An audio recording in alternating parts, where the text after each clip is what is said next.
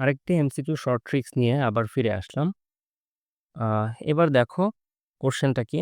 বলছে যে একটি বুলেট দেয়ালের ভিতরে s সেন্টিমিটার প্রবেশ করার পর বেগ কি হয়ে যায়? 1/n পরিমাণ হারায়। ঠিক আছে? বেগ হচ্ছে হারায় এত পরিমাণ। বলছে বুলেটটি দেয়ালে আরো প্রবেশ করবে।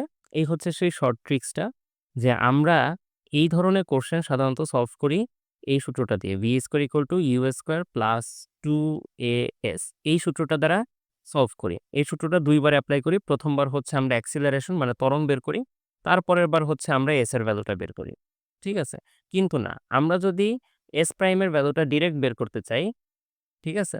তাহলে আমরা এই ফর্মুলাটা ইউজ করতে পারি। জাস্ট আমাদের এই ফরম্যাটটা মনে রাখতে হবে যে s সেন্টিমিটার প্রবেশ করার পর বেগ কতটুকু হারায়? 1/n পরিমাণ হারায়। ঠিক আছে? তাহলে ফর্মুলাটা হবে n - 1² / 2n - 1 * s মানে আগে যতটুকু প্রবেশ করছিল তার সেটা গুণ দিব। চলো এমন একটা কোশ্চেন সলভ করি। বলছে যে একটি বুলেট দেয়ালের ভিতরে 7 সেন্টিমিটার প্রবেশ করার পর বেগ কতটুকু হয়? 3/4 অংশ হয়। তাহলে এখানে কিন্তু হারানোর কথা বলে নাই। 3/4 অংশ হয়। বুলেটটি দেয়ালে আরো কতদূর প্রবেশ করবে? ৪ টা অপশন দেওয়া আছে। ঠিক আছে। তাহলে এখন বলো তো বেগ হারায় কতটুকু? বেগ হারায় কতটুকু? পুরোটা যদি মানে সম্পূর্ণ বেগকে যদি আমি 100% বা ১ অংশ ধরি, সম্পূর্ণ বেগটাকে যদি আমি ১ অংশ ধরি তাহলে এখন কতটুকু হইছে বলো তো? 3/4 অংশ। 3/4 অংশ হইছে। তাহলে ১ থেকে 1 থেকে 3/4 অংশ 4 বাদ দিলে কত হয় দেখো তো? 4 আর উপরে থাকে কি? উপরে থাকে হচ্ছে 4 মাইনাস 3 মানে হচ্ছে 1/4 তাহলে কতটুকু বেগ হারায় বলো তো? 1/4 অংশ বেগ হারায়। যেখানে 4 হচ্ছে n এর ভ্যালু, রাইট? 4 হচ্ছে n এর ভ্যালু। তাহলে n এর ভ্যালু যদি 4 হয় তাহলে আমাদের আর কতদূর প্রবেশ করবে বলো তো? আর প্রবেশ করবে হচ্ছে 4 মাইনাস 1 মানে n - 1 whole square divide by হচ্ছে 2n তার মানে 2 * 4 - 1 হচ্ছে s। s এর ভ্যালু কত দেখো তো? 7 আচ্ছা, s এর ভ্যালু 7 তাহলে আমরা এখন এটা সলভ করি। কত হয় উপরে? উপরে হয় হইতেছে 3 স্কয়ার। আর নিচে হয় কত? নিচে হয় হইতেছে 8 - 1 হচ্ছে 7 আচ্ছা। তারপরে দেখি উপরে হয় হইতেছে 9 আর নিচে হয় কত? নিচে হয় হচ্ছে 7 হচ্ছে 7 তাহলে 7 আর 7 যদি কাটা দেই তাহলে আমাদের কত সেন্টিমিটার আসে? অ্যান্সার হয় 9 সেন্টিমিটার।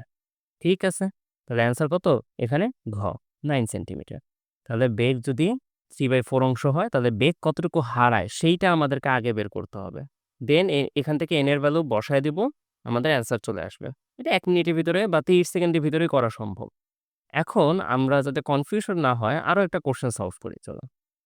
কি বলছে দেখো? একটি বুলেট দেয়ালের ভেতরে 15 সেন্টিমিটার প্রবেশ করার পর বেগ কি হয়? 1/4 অংশ হয়। তাহলে আমাদের ১ম কাজ কি? যে দেখো বুলেটটি দেয়ালে আর কতদূর প্রবেশ করবে? কতটুকু বেগ হারায় সেইটা আমরা একটু বের করি। বেগ হারায়। বেগ কতটুকু হারায়? পুরো সম্পূর্ণ বেগটাকে যদি আমি 1 অংশ ধরি, তাহলে 1 থেকে 1/4 যদি আমি বাদ দেই, কতটুকু হয় বলো তো? নিচে 4, 4 মাইনাস 1 বা হচ্ছে 3/4 অংশ হয়, রাইট? তাহলে বেগ হারাইছে কতটুকু? 3/4 অংশ। এখন 3/4 যদি লিখি তাহলে তো আমি n এর ভ্যালুটা ঠিকমতো পাচ্ছি না, তাই না? ওটা 1/n আকারে থাকতে হবে। তাহলে 3/4 কে আমরা কি লিখতে পারি বলো তো?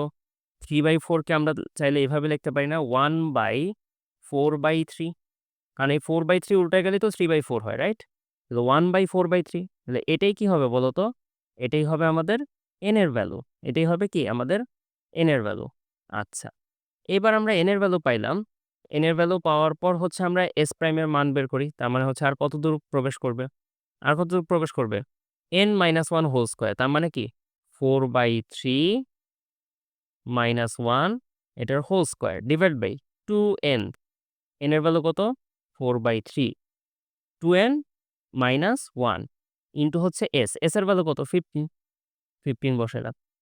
এবার দেখি এখানে আসে কত?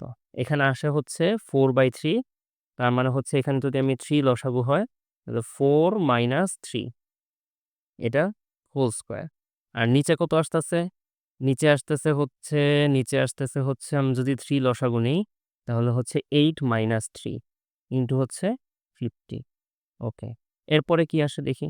এরপরের লাইনে এখানে আসে হচ্ছে উপরে আসে হলো 1/3 এটার হোল স্কয়ার আর নিচে আসতেছে কত? নিচে আসতেছে হচ্ছে 5/3, রাইট? 5/3 ইনটু হচ্ছে 50। ওকে। এটা ইকুয়াল দিয়ে যদি একটু বের করি তাহলে উপরে আসে হচ্ছে 1/9 আর নিচে আসতেছে কত? 5/3 ইনটু হচ্ছে 50। এবার যদি আরেকটু সলিউশন করতে যাই 1/9 তো থাকবে। নিচেরটা কি উল্টা যাবে না? নিচেরটা উল্টা যাবে। তাহলে 1/5 হবে ইনটু হচ্ছে 15 পাশে থাকবে। তাহলে 3 9 এর ভিতর কয়বার যায়? 3 বার। এই 5 15 এর ভিতর কয়বার যায়? 3 বার, রাইট? তাহলে 3 আর 3 কাটাকাটি করলে কত হয়? 1 হয় অ্যান্সার, রাইট? তাহলে আমাদের এটার অ্যান্সার কত বলো তো? এস প্রাইমের ভ্যালু? এস প্রাইমের ভ্যালু আসতেছে 1 সেন্টিমিটার। ঠিক আছে? তাহলে দেখছো?